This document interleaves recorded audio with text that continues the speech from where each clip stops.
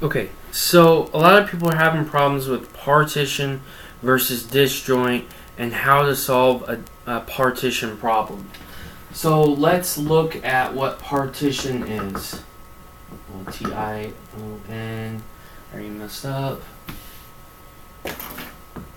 Partition. Okay, so what does this look like? A partition with three subsets looks like this. It could be X, Y, Z. It could be anything you like. But if it has three, which generally the problems do have three subsets. So one thing to notice is that there's nothing outside of our universe. Or there's nothing outside the subsets, I should say. There's nothing outside them. Okay? So if you added the subsets, you get the universe. That's actually what the definition of partition is the sum of the subsets. But a lot of people can't go from this definition to this picture, or they get confused. Let's look at disjoint, which it often gets confused with. Disjoint. So a disjointed system with three subsets, or three subsets that are disjointed, might look like this. Now with this, there's still no intersection between them. However, there's an outside area we can see here. Okay, so there could be some number that comes out here. In the partition case, that's not true. It's not true that there's something outside of A plus B plus C. That's not true with partition. That is true with disjoint. Disjoint problems are usually easier, and a lot of students don't have as much problem with them. But that's the difference. Now, a partition is technically disjointed, but a disjointed system is not a partition. So it doesn't go both ways. And I think that's where the confusion is coming from. They're usually taught in the same day. So that's part of the problem too. Alright, now let's do an example. What I would consider the hard example of the partition. This is the one that students are having the hardest problem with. This is a problem where you're given the universe and you're also given a relationship between the subsets, but you're not given them individually. So let's think of a good one. How about the universe equals 64? I think that'll work out okay. Then what if they tell you A equals 2B and C equals 4A? This is common. If that happens, what's going on is you don't know what A, B, and C are by themselves. You only know how they relate to each other. Well, how do we solve this problem? You know that the universe is the sum of the subsets, and you know that the sum of the subsets must be 64. So 64 must equal A plus B plus C.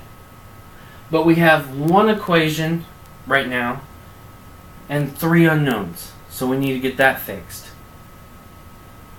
With these two relationships, it's fairly easy to say, or it's fairly easy to see, that you could put B in terms of A and leave C in terms of A. Then you could rewrite this equation right here, and you'd have it all in terms of A, and you could solve for A. That's fine, that'll work. However, if you do that, you will introduce fractions. And most people in finite math hate fractions. So to avoid that, you can, this is not as easily seen, but hopefully you can follow along, that, can you see that if you have 4A, C equals 4A, and A equals 2B, that you could substitute it. So 4 times 2B, that would be the same thing. If that's true, and it is, you have 8B here. Okay? So now you have 8B, 2B, and another B. Okay? So what can you do? You can add them up. Well, A is 2B, B is just a B, and C is 8B. Okay? Now I have 8 plus 1 plus 2, what's that? 8, 9, 11. B equals 64. And I messed up with my universe. Let's change that to 66. Otherwise it's not going to work, because you'll get fractions. Now let's solve for B. Okay, so for B, you just divide both sides by 11. B equals 6. Okay? If B equals 6, A equals 2B, that must be 12. And C equals 4 times A, so that's 4 times 12.